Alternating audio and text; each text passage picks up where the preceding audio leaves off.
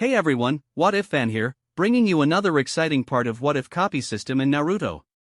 You can find the fanfic title and the original author's name in the description below. Make sure to check it out and show them some love. If you enjoy the video, don't forget to like, subscribe, and ring that notification bell so you never miss an upload. Alright, let's jump into it. Chapter 181, Kushina's Confession. Having achieved 6 Paths Sage Mode, Shin set his sights on another crucial goal, acquiring the Kekii Mora.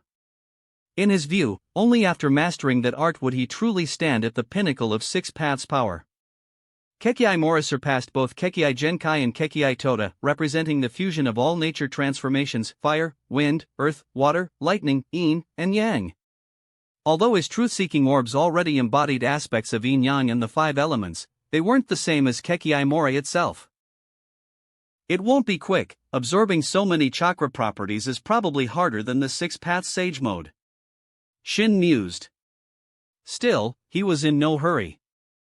Between his own training, he also supervised Tsunade, Makoto, and Kushina. With Shin's keen eye, guiding them was almost effortless. Tsunade and Makoto continued honing Sage Mode. Even Kushina revisited her own Sage training, striving to shorten the time it took to enter Sage Mode in battle. She couldn't activate it instantly, which was a major weakness. She was trying to overcome this weakness, but Shin couldn't guarantee she would succeed. "What are you doing sneaking around?" Shin asked, turning to see that it was Kushina. I wasn't sneaking. Just taking a break." She puffed her cheeks. She sat down beside him, a bit closer than usual. Shin, who had been reading a scroll on the Edo Tensei technique, arched an eyebrow. "Still studying that reanimation jutsu?" she asked. "It's more like a specialized form of summoning," Shin explained. "An impressive one, though it demands a live sacrifice." Kushina frowned. "It's so brutal. Needing a living person as an offering. If Tobirama invented it, he sure wasn't a nice guy." "This is the shinobi world," Shin said dryly. "How many genuine nice guys do you think we've got?" Kushina harumphed. "So, you're including yourself as not a nice guy, huh?" Shin chuckled. "Well, I'm definitely no hero. Just ask the rest of the world, most of them think I'm a butcher. The Reaper of the shinobi world isn't exactly a saint, is it?" Hearing him say that, Kushina glanced away, then reached out to grab Shin's wrist. "Enough training for now. I want to take a break. Will you come with me?" Kushina looked at him expectantly. Shin blinked, then set aside the Edo Tensei scroll, getting to his feet. "All right. Lead the way." Kushina's eyes lit with excitement. She led him off, departing from the training area. Not long after, Tsunade and Makoto realized that both Shin and Kushina had vanished. They had been focused on training and hadn't noticed when Shin and Kushina left. Tsunade asked Konan. "Konan, have you seen Shin and Kushina?" Tsunade asked, scanning the spot where they'd been moments before.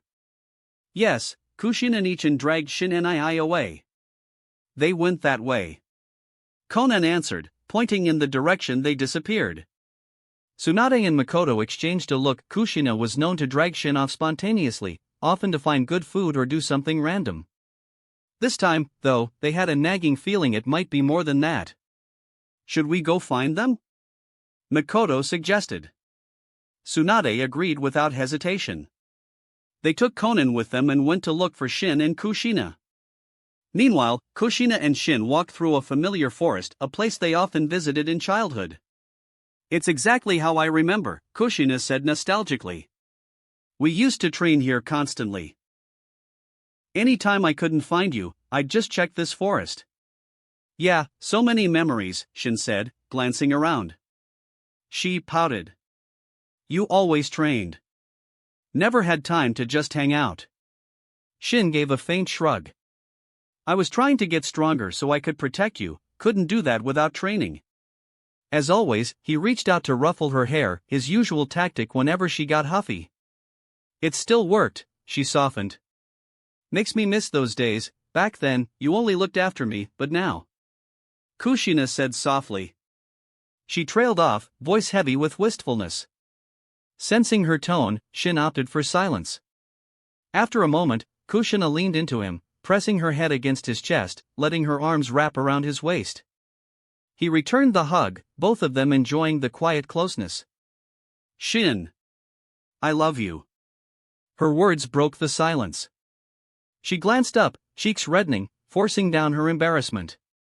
Shin wasn't shocked, he'd known how she felt for a long time.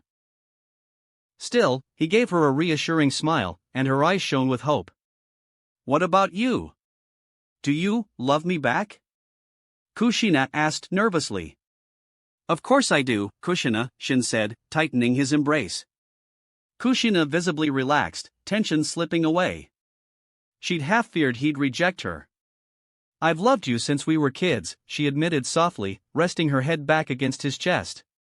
Shin stroked her hair, cherishing the moment. Then she spoke again, gaze flicking up to meet his. "Shin, can we not go back tonight?" Kushina asked, her eyes shining. A shy flush spread across her face, but it was obvious what she meant. Shin's heart gave a small leap, he'd read that message loud and clear. They were alone in the forest, no watchers, no obligations. "Sure," he agreed gently. "Only a fool would refuse." Kushina smiled. Feeling her warmth against him, Shin used wood release to build a modest but cozy cabin. Then they stepped inside, shutting the door behind them. Chapter 182, Makoto Won't Lose. "You're awake?" Shin said the next morning, noticing Kushina stirring on the futon. He gave a teasing grin.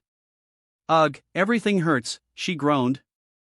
"All your fault," she snapped, giving him a playful nibble on the arm. Shin laughed quietly, letting her vent. After a minute, she released him and sighed. "What time is it?" she asked. "It's already morning." "Want to get up?" Shin asked gently. She flushed, burying her face in the blankets. "I can't even stand, thanks to you," she muttered, glaring up at him. He rubbed his neck sheepishly. "Want a hand?" "Just hold me a little longer," she mumbled, voice muffled against his shoulder. They stayed that way for hours, dozing off and waking up together until midday came around. Kushina's stomach began growling noisily. "I'm hungry," she murmured. "Then let's get up and eat something," Shin said. He teased her with a little pinch to the cheek. "Fine, but can you leave first?" "I need to get dressed," she blushed fiercely. "Why are you shy now?" "It's not like I haven't seen it before," he pointed out with a chuckle. Once Shin was dressed, he exited the cabin. After a short while, Kushina emerged, albeit walking somewhat gingerly. She caught Shin's eye and turned scarlet, scowling at him. "Don't look at me like that." "It's your fault I can hardly walk," she grumbled. He offered a mischievous grin. "Let's head back. I'm guessing Tsunade and the others are worried about us." He scooped Kushina up in a princess carry and opened a Yamatsu Hirasaka portal. Moments later, they stepped into their home's main room, where Tsunade, Makoto, and Konan were waiting. "Shin nii, Kushina-nichan, you're finally back!" Konan exclaimed, running over. Kushina quickly buried her face in Shin's chest, suddenly self-conscious in front of Tsunade and Makoto. The pair stared, and it didn't take them long to guess what had happened. Tsunade gave a brief huff. Makoto glanced at them with a darkly conflicted expression. "Do you think they already did it?" Makoto whispered to Tsunade. Tsunade didn't answer, but she knew it was highly likely. "Kushina, mind stepping down?" Shin said softly. Kushina carefully stood on her own, her cheeks still bright pink. Seeing the way she moved, Tsunade and Makoto were all but certain. "Oof." Tsunade couldn't help but scoff. Makoto glared at Shin, who felt a chill. "Makoto, can you make us something to eat?" "We haven't eaten since yesterday," Shin said awkwardly. He wasn't good at handling this kind of situation. "Sure." Makoto glared at him for a moment longer, then went to the kitchen. Meanwhile, Konan simply looked puzzled. "Kushina-nichan, are you hurt?" Konan asked, noticing her unsteady gait. Yeah, she mumbled, shooting Shin a half-serious glare. Somebody messed me up. Conan didn't understand, but Tsunade did. Kushina was clearly in the afterglow of losing her virginity. You sly fox, looks like you had quite the night. Tsunade teased. Kushina's initial embarrassment vanished, replaced by a triumphant smirk. She even shot Tsunade a challenging look. You jealous, Tsunade, she taunted. Jealous? Why would I be jealous? Tsunade scoffed, pretending not to care. She stopped as Makoto returned from the kitchen, carrying a plate of reheated leftovers. We just finished eating. This is what's left. I heated it up for you, Makoto said stiffly. What? You're giving us leftovers? Kushina complained, wrinkling her nose. Makoto's gaze flicked between them. Yes, leftovers. Beggars can't be choosers. Oof. She trailed off, depositing the food on the table with a flourish, then sat down. Her eyes never left Shin, practically pinning him in place. Shin felt a sweat drop forming. Appreciate it, he offered, trying to diffuse the tension. Kushina inhaled, then forced a grin. It sure smells great. Thank you, Makoto, she said, swallowing her pride. Yet the tension in the room was palpable. With an awkward giggle, she whispered in Shin's ear. Smell that sourness in the air? Heh, guess I'm the victor here. Makoto's fists clenched at that remark. She shot up from her seat, grabbing Shin's wrist.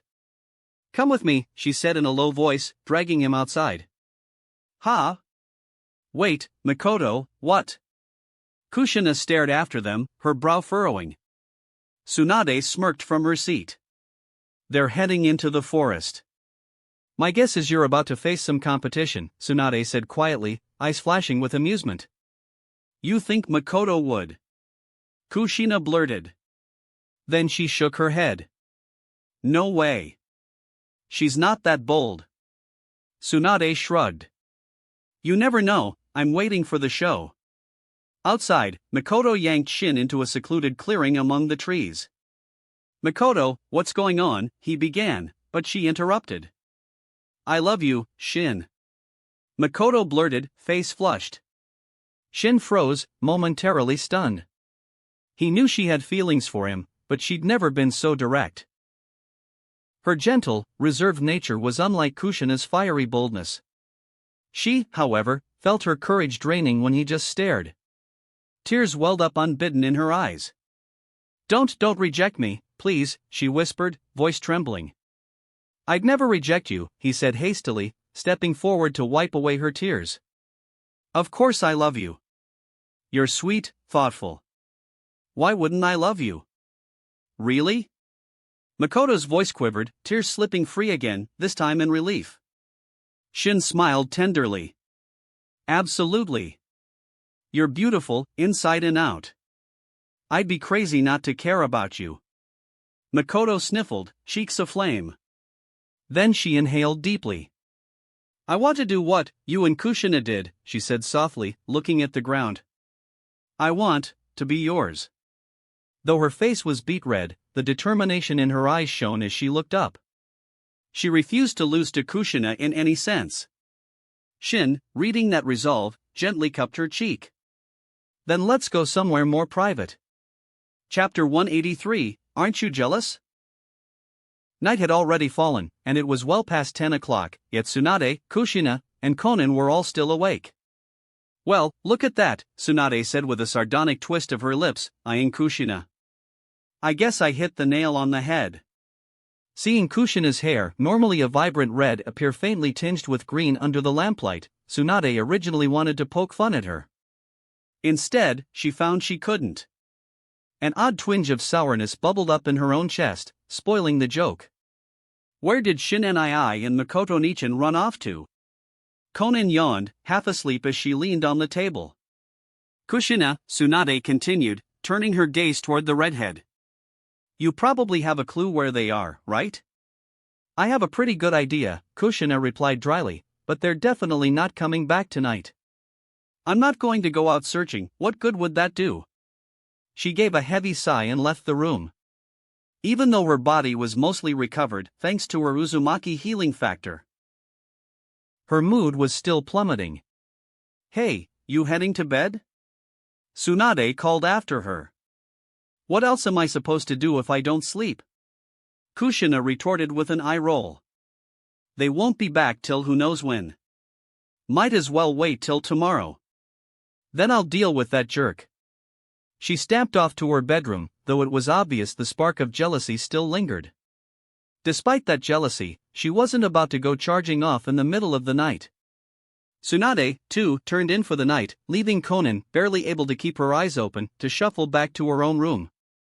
In a sense, Konan was the most baffled of all. She had no idea how to interpret any of it. By the time morning rolled around, Shin finally returned with Makoto in tow. Waiting for them at home was an agitated Kushina. Makoto leaned on Shin's arm for support, looking drained. Unlike Kushina, who had inherited strong Uzumaki healing, Makoto's recovery took longer.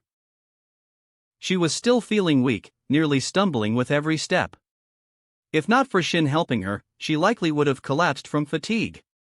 So, Kushina said from where she stood, arms folded and perched atop a chair for height, "You two got everything you wanted out of your big outing?" Makoto's cheeks flushed with embarrassment as she looked over at Kushina. Despite a pang of guilt, she couldn't muster more than a polite, apologetic nod. She knew well how close Kushina and Shin were, so it was tough not to feel like some kind of interloper. Tsunade was standing at the side, eyeing Shin with a mixture of amusement and vexation. It was obvious she had some complicated feelings swirling in her mind.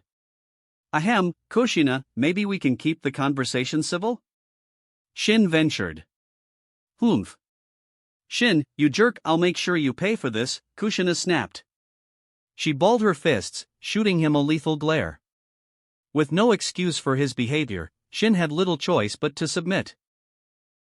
After all, just the day before, he'd been with Kushina, now, not even a full day later, he'd spent the night with Makoto. That was enough to make him come off like a complete scoundrel. Of course Kushina was angry. Let's at least get Makoto back to her room, Shin said, trying to change the subject. She needs rest. Her constitution couldn't match Kushina's, so she definitely needed to lie down. Makoto could hardly stand. He guided Makoto to a bedroom, then emerged to face a seething Kushina. Gore, you horrible jerk. She hurled a punch. He didn't even dodge, her fist stopped just short of his nose. Why aren't you trying to dodge, she demanded. I don't feel right dodging. Maybe you should blow off a bit of steam, Shin answered resignedly. He was genuinely remorseful. Yesterday it was Kushina, today Makoto. He looked pretty guilty even in his own eyes, so taking a few hits felt like the least he could do. TCH, letting you stand there like some punching bag isn't any fun. Kushina lowered her fist and snorted. Guess you can't bear to hit me, huh? Shin teased softly. If you keep that smug face up, I'll beat you to a pulp for real, Kushina threatened, brandishing her knuckles in front of him. He instantly raised his hands in surrender, wisely deciding not to push her buttons further. Kushina felt a swell of relief, putting him in his place gave her a little satisfaction. Wait, Kushina, that's it? Tsunade interjected. You're just letting him off? This scumbag basically stuck you with a green. Shin shot Tsunade a dark look. Was she stirring the pot on purpose? He was tempted to teach her a lesson right there. She only returned his glare. She, after all, felt miserable for her own reasons, so fanning the flames at Shin's expense gave her a small twisted relief. You're not jealous, are you? Shin asked, stepping toward her with a sly smile. Is that why you're stirring things up? Ha! Ridiculous, Tsunade scoffed. Why would I be jealous? Don't go flattering yourself, brat. I'm not pining after you or anything. But her voice lacked conviction. Shin leaned closer, nearly brushing her face. Your eyes say otherwise. You sure you're not just in denial? Shin prodded, leaning in so near that their noses almost touched. What are you two doing? Kushina cut in sharply, shoving herself between them. She glowered at Shin. Acting like I'm invisible? Hello? Tsunade's cheeks colored faintly, and she quickly stepped away. Her emotions were all over the place. Maybe she really had felt a pang of jealousy. She might have tried to bury it, but the truth was harder to deny. Shin's power, looks, and presence made him impossibly hard to ignore. Kushina grabbed Shin's ear and dragged him away. She hadn't settled the score with him for sleeping with Makoto, and now he was flirting with Tsunade? She had calmed down, but now her anger flared up again. She had to teach him a lesson. Chapter 184, System Upgrade. Shin nii, what happened to you? Conan asked, blinking in surprise as she eyed Shin's torn, disheveled clothes. Shin's expression soured. This sorry state was entirely thanks to Kushina venting her anger on him. Though he hadn't been injured at all, his outfit ended up in tatters. But Shin couldn't bring himself to admit this to Conan. He couldn't let her image of him, the great and shining hero, be tarnished. I was, messing around with a new jutsu, Shin lied, giving a light cough. It blew up in my face. Hence, I ended up looking like this. Conan seemed to buy it. She had no clue that Shin's true predicament was due to Kushina's fists of rage. They returned to the house, where Kushina stood waiting, arms folded. The moment Shin stepped through the door, she gave a dismissive snort and lifted her fist in a silent warning. Damn, that's a pitiful look, Tsunade added. But serves you right. Shin rolled his eyes. Best to ignore her jab. He headed straight to Makoto's room to see how she was feeling. She was still napping, and he wasn't about to disturb her, so he closed the door gently and made his way into the kitchen. With Makoto out of commission, and Tsunade and Kushina hopeless at cooking, lunch fell to him. That was how it always went, Makoto or Shin took on the cooking, never the other two. Tsunade and Kushina's dark cuisine was a taste no one dared suffer twice. Conan, sensing Shin was preparing the evening meal, trotted over to help. She wasn't much of a chef, but she could at least wash vegetables and pass him cooking utensils. Still not ready yet? Kushina called from the hallway, poking her head inside the kitchen. She looked oddly cautious, glancing around as if worried. I'll be done soon. Just wait a bit longer, Shin said. I'm starving here, she muttered. Then her eyes narrowed. By the way, about earlier, are you mad at me? She sounded nervous. During her outburst earlier, she hadn't exactly gone easy on him. Why would I be mad? I figure you needed to blow off some steam, Shin answered. But hurry out of the kitchen, I can't focus with you around. Kushina let out an embarrassed huff before stomping away. As soon as lunch was done, Shin had Conan help carry dishes to the table, then went to fetch Miko. 2. After half a day's rest, she'd mostly recovered, shinobi bodies bounced back fast. Even so, Makoto's cheeks flushed bright red when she took her seat. Shin gave her a slight smile. She still seemed mortified, and he wondered if there was a way to help her relax. Meanwhile, Tsunade and Kushina exchanged some cryptic whispers, leaving Shin to wonder what they were plotting. Once lunch was over, Shin headed outside with Conan in tow, taking her to practice. He gave her pointers on her technique, occasionally stepping aside to attempt melding the 7 nature transformations to achieve Kekkei Mora, but as usual, found no immediate success. Some people are born with it. Others have to claw their way there, he muttered. It's almost unfair. But upon remembering his own cheat-like system, Shin shook his head. He really had zero right to complain about unfairness. Ding, system upgrade initiated. System functions will be unavailable during this process. Startled, Shin checked the system panel only to see system upgrading. Hey, system, you still there? He asked mentally. Silence. It really had gone offline, no warning, no time frame for completion.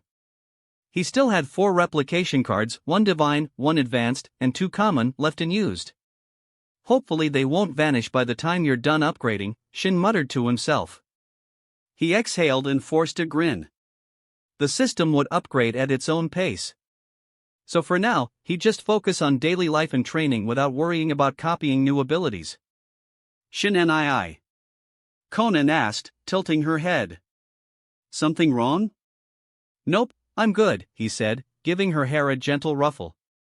You wanna rest? You've been pushing yourself pretty hard. I can keep going, Conan insisted. Take it easy. You're already more talented than most shinobi your age, no need to strain yourself. Eventually, they paused for a break, and Shin helped refine her paper ninjutsu a bit more. Though, for him personally, it wasn't that useful. He had far too many other jutsu at his disposal. Rinne Tensigen powers, wood release, ice release, magnet release, and so forth. Paper ninjutsu felt trivial in comparison. By the time they wrapped up, Shin decided to head back and call it a day. He had also been researching how to fuse the 7 chakra natures, but he hadn't made much progress. He was tempted to just give up and copy Kekiai Mora from Kaguya Otsutsuki after she was revived. The system would probably be done upgrading by then. But he had nothing else to do, so he might as well keep trying. If he really couldn't figure it out, he could always copy it from Kaguya. Chapter 185, Makoto Awakens the Mangekyo. Why are you so excited?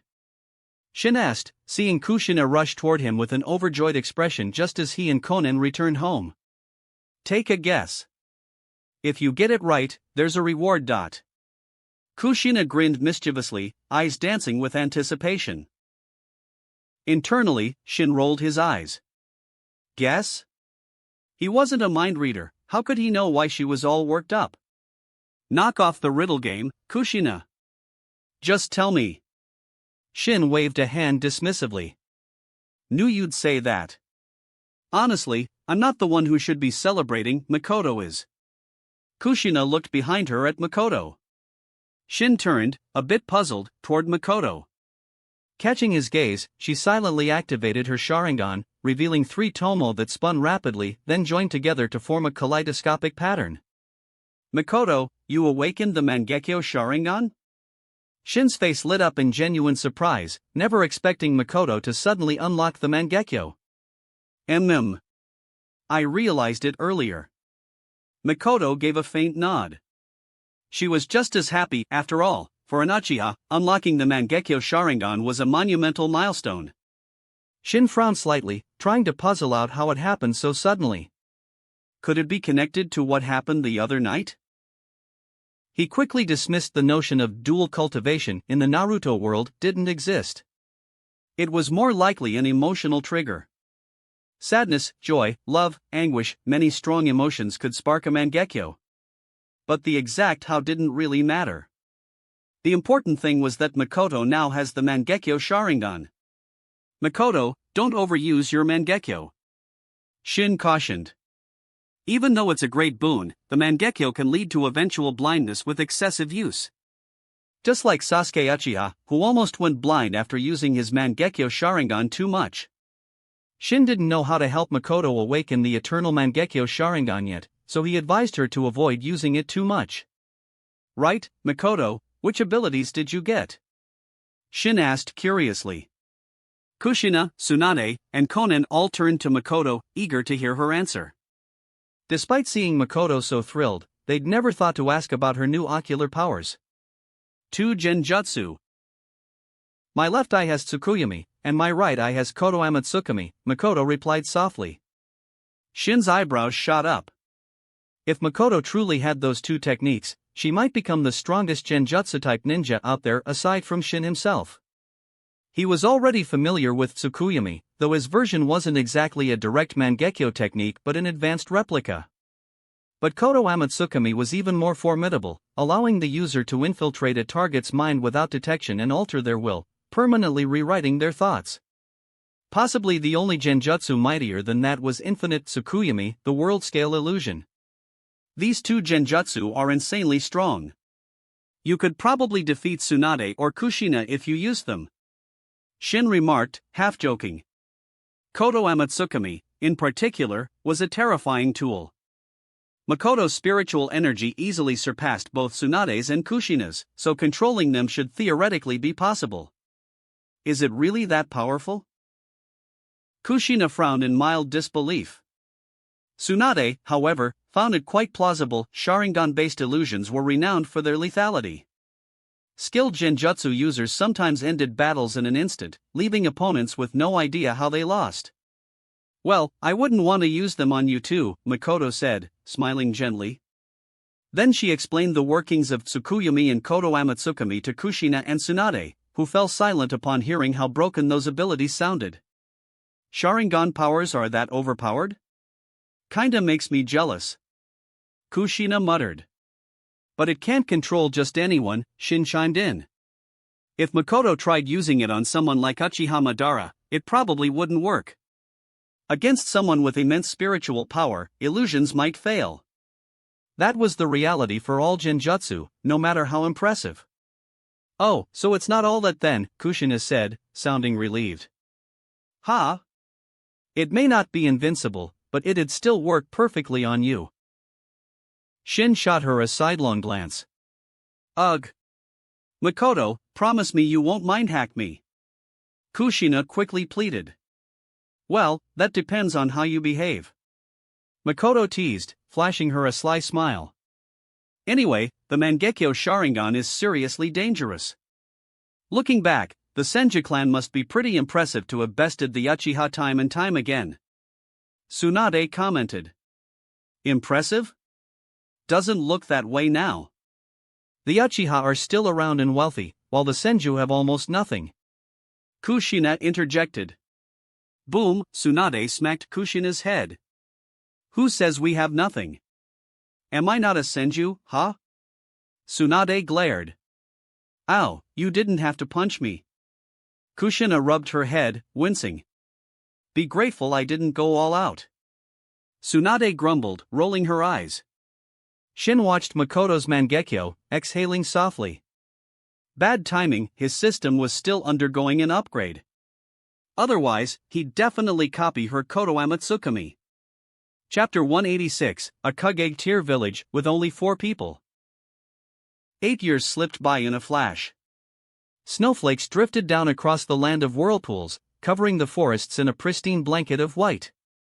Shin stood there, unbothered by the biting wind. Behind him floated 12 truth-seeking orbs, up from 9 before. These 3 extra orbs were something he'd forged after achieving Kekiai Mora, the pinnacle of elemental fusion that included yin and yang release. Shin had finally merged all chakra natures and now had genuine 6 paths level power. It took 8 years, but at last, he'd fused everything successfully. The domain of Kekiai Mora was essentially godlike in this world. Next to someone like Kagaya Otsutsuki, yes, but Kagaya herself couldn't match Shin in a fight. He also noticed the changes in his eyes from the synergy with bloodline encompassing.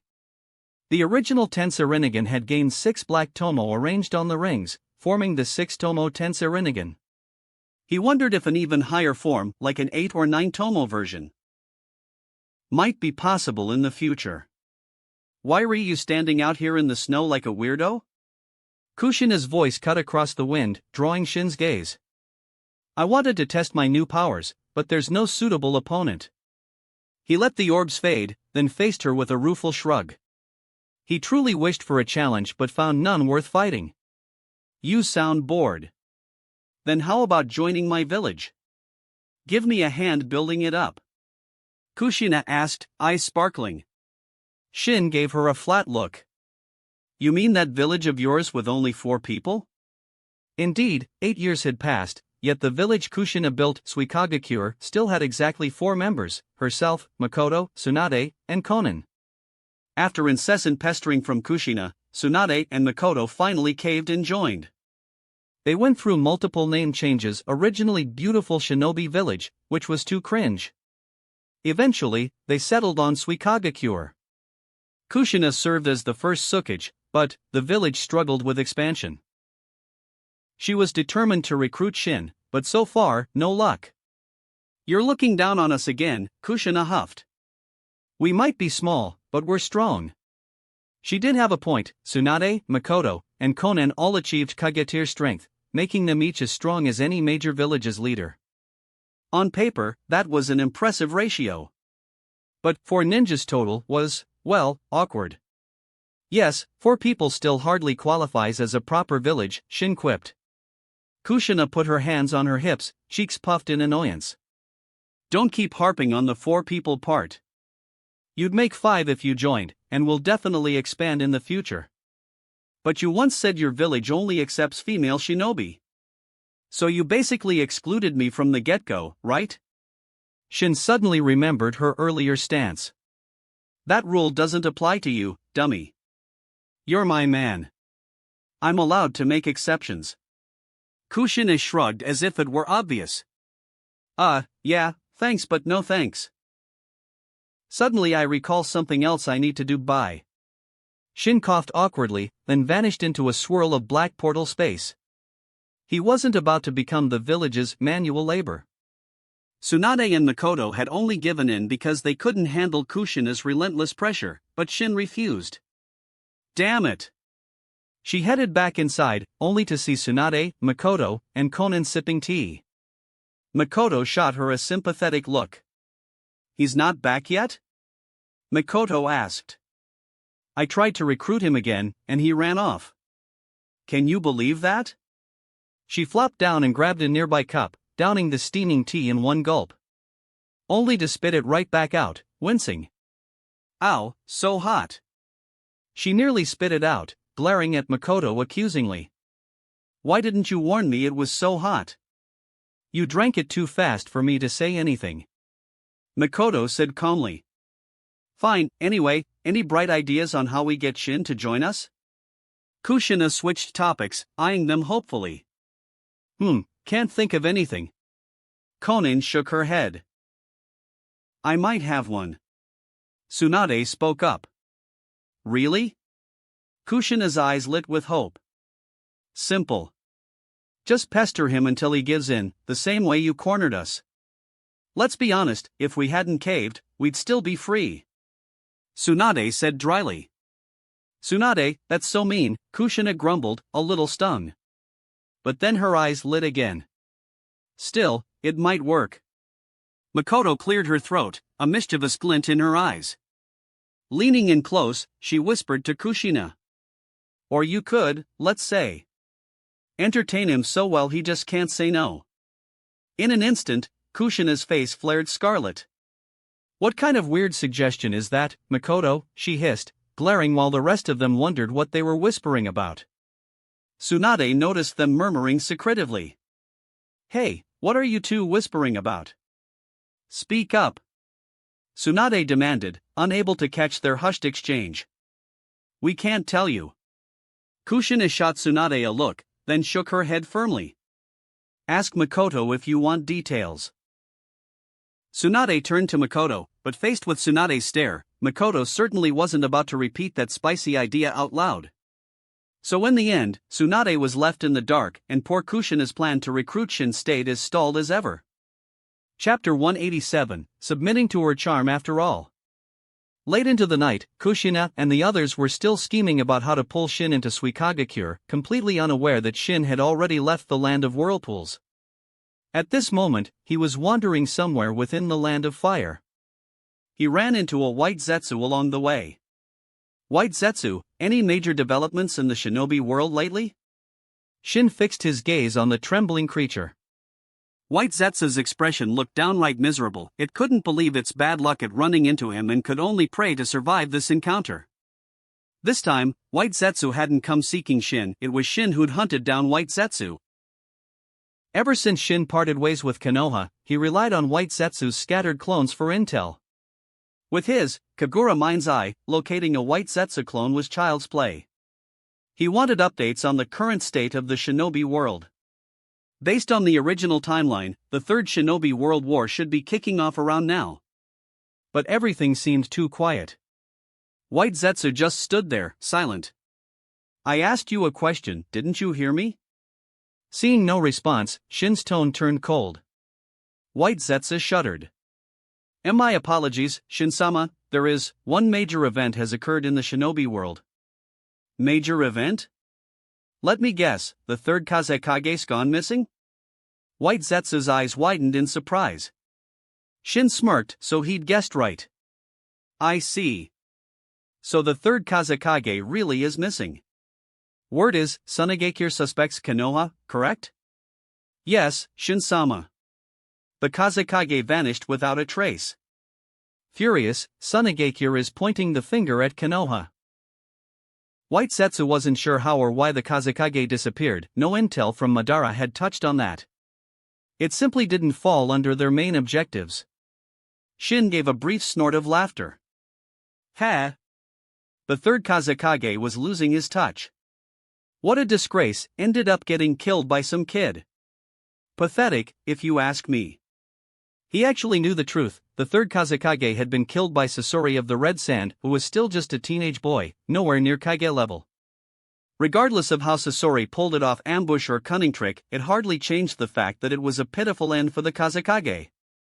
White Zetsu, curious, tried fishing for details. Shin-sama, do you know who actually killed him? Shin merely gave White Zetsu a sidelong glance, not bothering to answer. So basically, Sunagakure's gearing up to fight Konoha? Yes, Shin-sama. And not only Suna, there are signs that Iwa and Kumo are on the move as well. White Zetsu answered quickly. Even if Shin didn't bother replying to its questions, White Zetsu didn't dare ignore Shin's. That's enough. You can go. Shin gave a casual wave, dismissing White Zetsu. The creature, overjoyed at its survival, scurried off in a panic. PSH, as if I'd waste the effort killing that clown. Shin shook his head. White Zetsu wasn't worth the trouble. Sounds like the Third Shinobi World War might really be brewing. He chuckled softly. Things were too tranquil these days. A war might liven up the shinobi world. And Madara is bound to stir the pot as well, Shin mused. Surely the old Uchiha planned to orchestrate a full-scale conflict to weaken each hidden village, clearing the way for his Eye of the Moon plan. If Shin were in Madara's shoes, he'd do the same. After purchasing some supplies, Shin strolled around for a bit before returning to the land of whirlpools, arriving by nightfall. The moment he walked in, Kushina, waiting at home, hurried over with a slight pout. Finally back. Thought maybe you'd ditched us. Ha! Well, I didn't. Check out the gifts I brought. Shin placed a bag on the table. Trinkets, accessories, all sorts of small items he knew the girls would like. Instantly, their eyes lit up. Makoto and the others rummaged eagerly through the stash, letting Shin breathe a quiet sigh of relief. While they were occupied, Shin opened the system panel in his mind. The interface still read. System upgrading. This so-called upgrade had been going on for 8 years with no sign of completion. If not for the fact that the interface still existed, Shin might have presumed the system was broken. Suddenly, Kushina tugged on Shin's sleeve. Hey, come with me a sec. She led him into her room, shutting the door and turning the lock. Makoto, from the living area, blinked in surprise. No way, did she actually go through with that plan? What plan, Makoto-ne? Conan asked, blinking innocently at Makoto. Makoto's cheeks went pink. She declined to explain further, especially not to an innocent girl like Conan. Meanwhile, Tsunade smirked, half-guessing what was up. The next morning, Kushina emerged looking worn out, but triumphant, like someone who'd scored a hard-fought victory. Ha. So in the end, Shin's helpless before my womanly wiles. My charm is unstoppable, you guys see? I even got Shin to cave. She clenched her fist in celebration. Makoto glanced at her, lips quirking with faint jealousy. She'd come to terms with sharing Shin, but it was still a bit sour seeing him spend the entire night alone with Kushina. Even Tsunade raised an eyebrow at their dynamic. Kushina hopped over to Shin. Tell M. You finally agreed to join Suikagakure. Isn't that right? Shin shrugged, a half-smile crossing his face. Shin nodded. In the end, he'd yielded to Kushina's persuasion. And after last night's efforts, plus some brand new moves she'd never tried before, well, worth it. TCH. Makoto scoffed, rolling her eyes. She gave Shin a sharp look, remembering how he'd repeatedly said he would never join Kushina's fantasy village. Yet here he was, captured by the enemy. Chapter 188, The Third Shinobi World War begins. Late in the afternoon, Kushina sidled up to Shin and tapped his shoulder. Shin, now that you've joined Suikagakure, shouldn't we try expanding the place a bit? Kushina poked him in the side, looking rather annoyed. Got some bright ideas, Kushina? Shin cocked an eyebrow at her. If I did, I wouldn't be bothering you for a plan, would I? She huffed in frustration.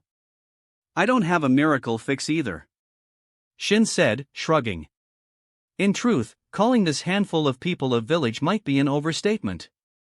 They did build a settlement Shin had used wood release to construct houses back then, but with no inhabitants, those buildings might as well be sprouting mushrooms by now. I thought you were the one with all the ideas, Kushina grumbled, folding her arms. She'd finally gotten Shin on board, but so far, he seemed about as motivated as Tsunade and Makoto, which was to say, not at all. Well, Shin offered, mildly exasperated. If you want ordinary villagers, I could go scoop up a bunch right now, but is that what you really want?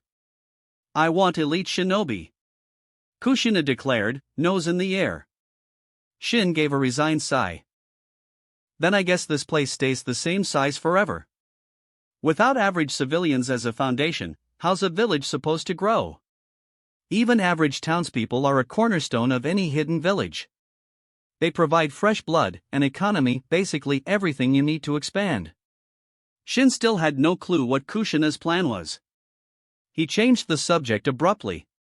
By the way, I picked up some info. The Third Shinobi World War might spark off soon. Third Shinobi World War? Tsunade frowned. For a moment, she looked puzzled. What are you talking about? The shinobi world's been pretty peaceful, Kushina said, eyeing him skeptically. Peaceful? Only on the surface. Beneath it, everything's a mess, it always is, Shin answered with a small chuckle. Indeed, even in supposed times of peace, hidden villages schemed in the shadows, each working their own agenda. So they spent only a few years rebuilding after the last war, and now they're eager to destroy each other all over again. Typical, Makoto murmured, shaking her head in dismay. Konan fell silent. She was a war orphan, after all. The thought of another conflict made her uneasy. Kushina, however, straightened her shoulders. If a war does break out, maybe we should join in. Isn't it a chance to make Suikagakure known? She sounded strangely excited. After all, Suikagakure was practically unknown, so perhaps a war was the fastest way to gain notoriety. Tsunade gave her a withering look, and Makoto similarly folded her arms in disapproval. Kushina turned back to Shin with questioning eyes, waiting for his take on the looming conflict. War hasn't fully erupted yet, let's wait until it does. No need to rush, Shin said calmly. I've got bigger fish to fry. He'd been finalizing a new jutsu, something that demanded all his focus, and now it was nearly complete, especially with his mastery of yin-yang release. He felt ready for the finishing touches. Meanwhile, in Sunagakure. It's been half a month since the third Kazekage disappeared. We can't hide his absence much longer, Shio muttered, frowning deeply. Turning to her brother, Ebizo, she added. The village is growing restless. Ebizo nodded. We need to appoint a fourth Kazekage soon, or things will only worsen. They'd managed to keep word of the Kazekage's disappearance from spreading far, but more and more people had begun to suspect. And a good chunk of them suspected Konoha had something to do with it. Half a month had passed since his disappearance. Nobody believed he'd still be alive after vanishing for so long. Who in the world murdered him? Could it be Shin Uzumaki? At the name, Shio's expression darkened. She disliked even thinking about that reaper of the shinobi world. Shin, after all, was the only person she knew capable of casually assassinating a Kage. No clue. But even if it was him, Suna can't hope to stand against Shin. He's only grown stronger over the years. Shio gritted her teeth. Indeed, if Shin truly had done it, attacking him would be suicidal. Then we'll simply pin the blame on Konoha. Whether it's true or not doesn't matter. As long as we accuse Konoha, we can rally the village, Ebizo suggested. You want to accuse Konoha? That'll mean another war, Chio muttered, albeit with grim acceptance. Today's Konoha isn't what it used to be, no Shin Uzumaki, no Tsunade, and no Tsukumo Hataki. At that, Chio's features hardened. Ebizo inwardly cursed himself for bringing up Hataki Tsukumo. Chio's son and daughter-in-law had died at his hands. Unfortunately, Tsukumo had taken his own life some years back, meaning Chio never got her revenge. A snarl crept over her face.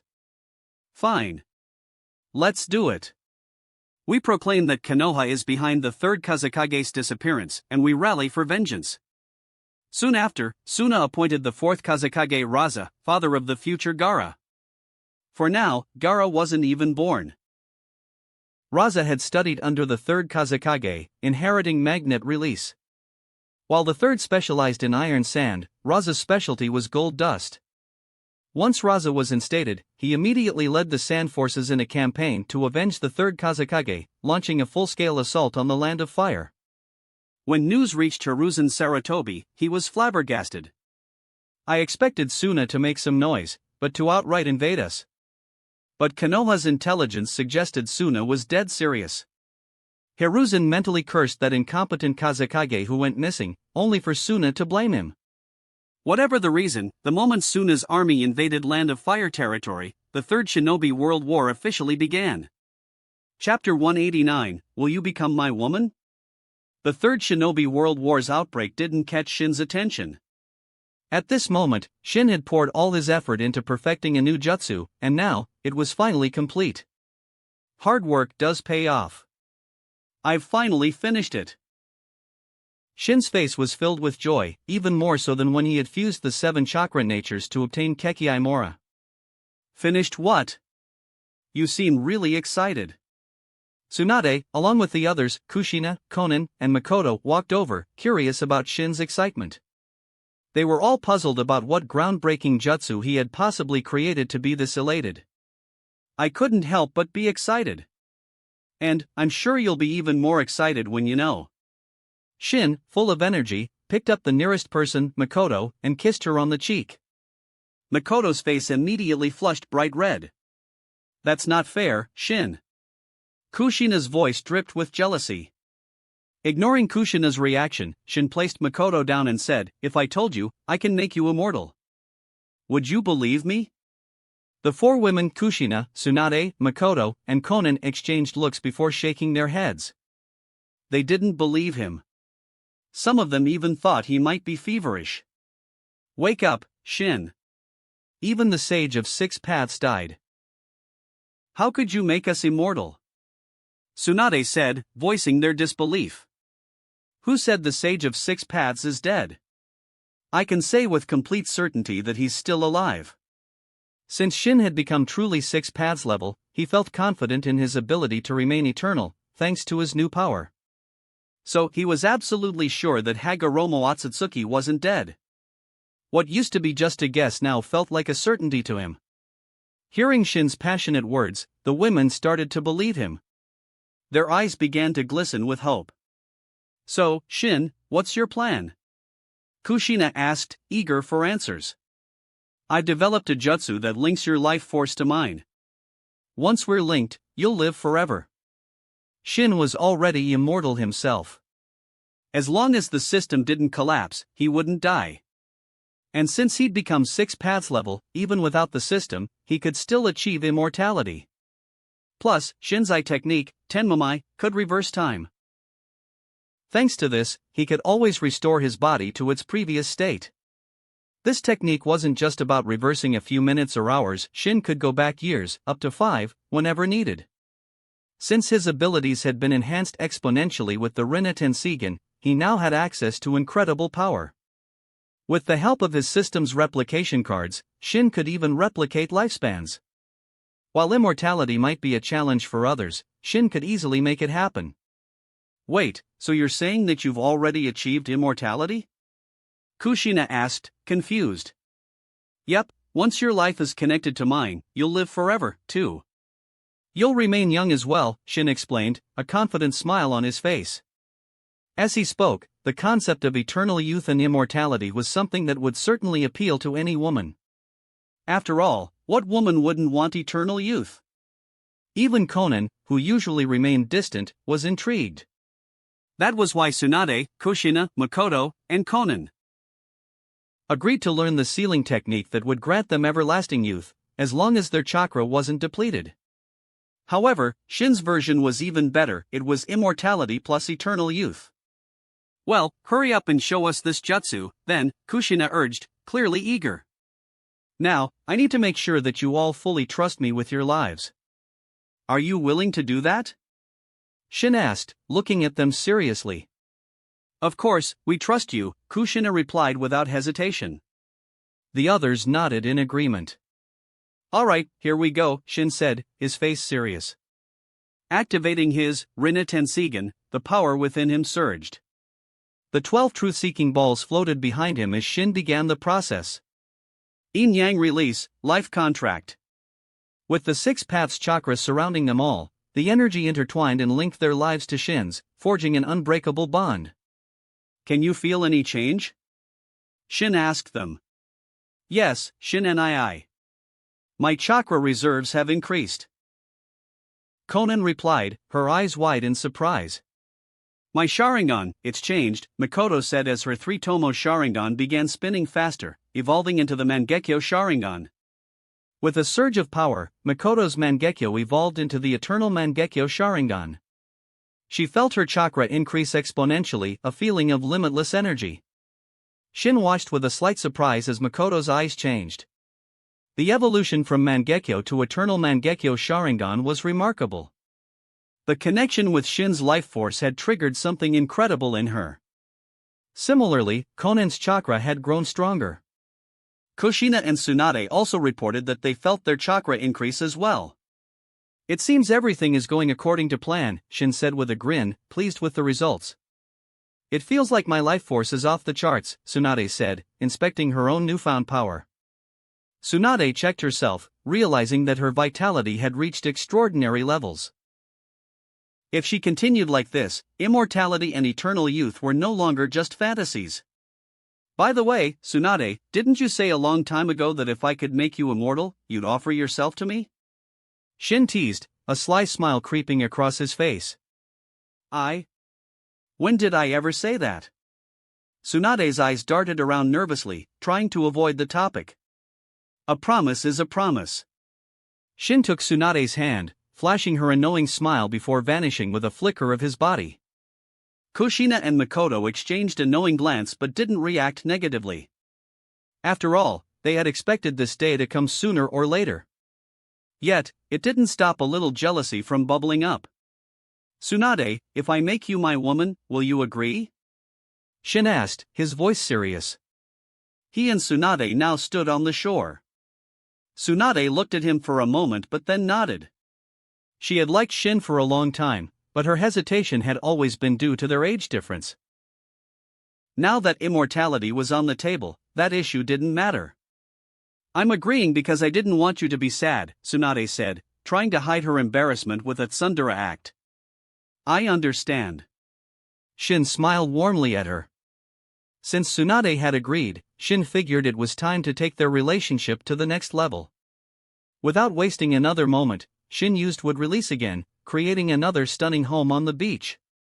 He took Tsunade by the hand, leading her toward the house. Tsunade blushed but didn't protest. In fact, she couldn't be happier about what had just transpired. Chapter 190, Kushina, clearly, I am the main wife. Kushina-ne, Makoto-ne, aren't we going to wait for Shin and I? Conan asked, her face slightly flushed. Conan could already guess what had happened. She wasn't the naive little girl she used to be. What's there to wait for? They're probably not coming back today. Let's eat and sleep. Kushina said, a hint of jealousy in her voice as she pouted. I told you, Makoto, I said we shouldn't cook for them anymore. What's the point? We're just wasting time.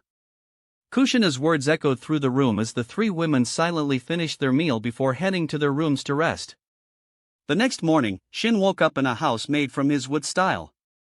Tsunade had already stirred from her sleep and caught Shin staring at her intently. Why are you staring at me? Tsunade felt a little bashful under his gaze, pushing him lightly in an annoyed manner. Because you're beautiful. Shin replied honestly. Since Tsunade's transformation, after her unique life-changing experience, she has become even more alluring than before. Oh, really?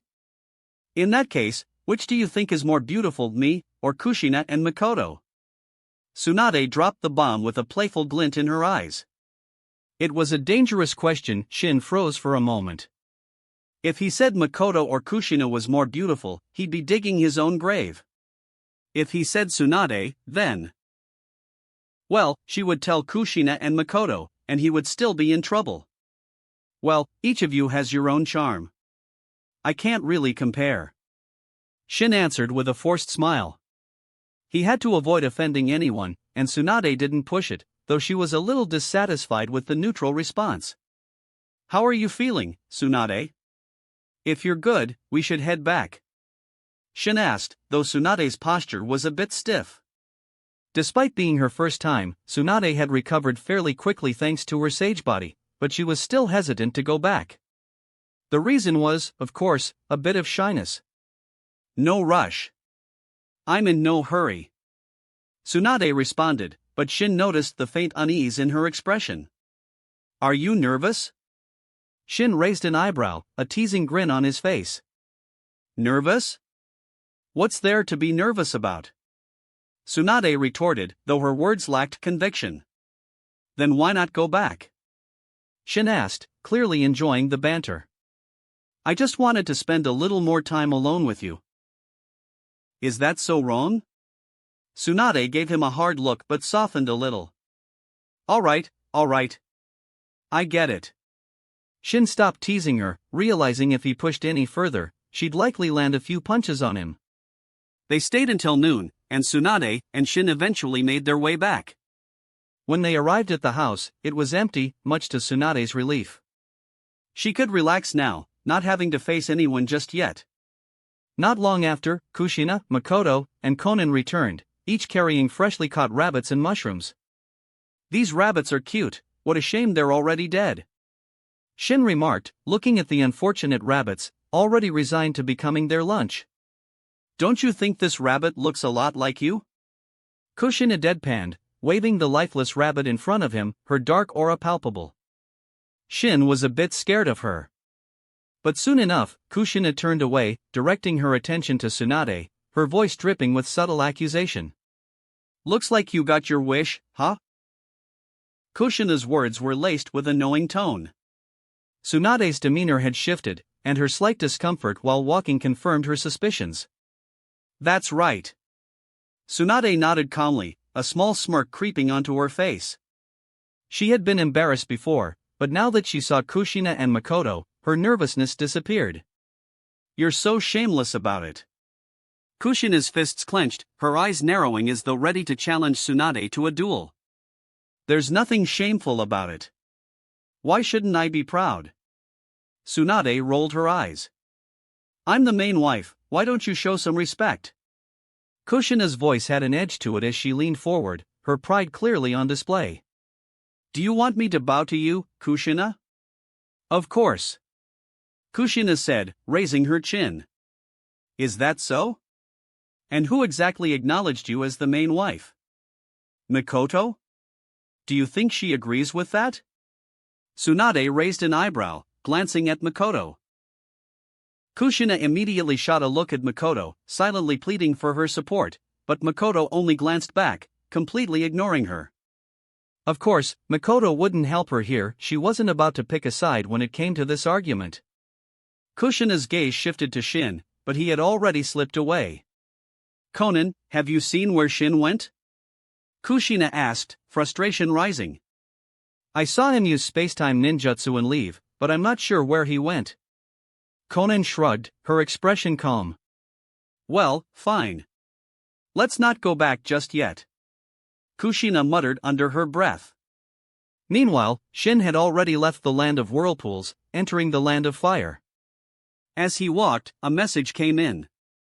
War between Konoha and Tsunagakure has officially broken out. That didn't take long. Shin murmured, intrigued. He felt a spark of curiosity and decided to check out the battlefield for himself. The battle was already underway in the Land of Rain, a tragic location that often became the center of wars due to its location between the great nations. Shin shook his head. The poor Land of Rain always seemed to suffer during times of war. There was no escaping it. The country had a history of being caught in the crossfire of the great nations, its land often becoming the battlefield in global conflicts. Shin figured it was no coincidence that the country had ended up as a casualty in yet another conflict. Hanzo didn't dare say anything about the Land of Rain becoming a battlefield again. He was old now and afraid of death. He couldn't risk refusing Konoha and Suna, especially after Amagakure's heavy losses in the Second Shinobi World War. Amagakure's strength had been halved. As a small village, they didn't have the resources to recover quickly. Hanzo wouldn't participate in this war. Even if Suna invited him, he wouldn't join. He had learned his lesson from the last war. That wraps up this part of What If Copy System in Naruto. Thanks so much for listening. As always, new parts drop every 4 days, so be sure to stay tuned. If you enjoyed the video, don't forget to like, subscribe, share it with your friends, and please consider supporting the original author as well. See you in the next one.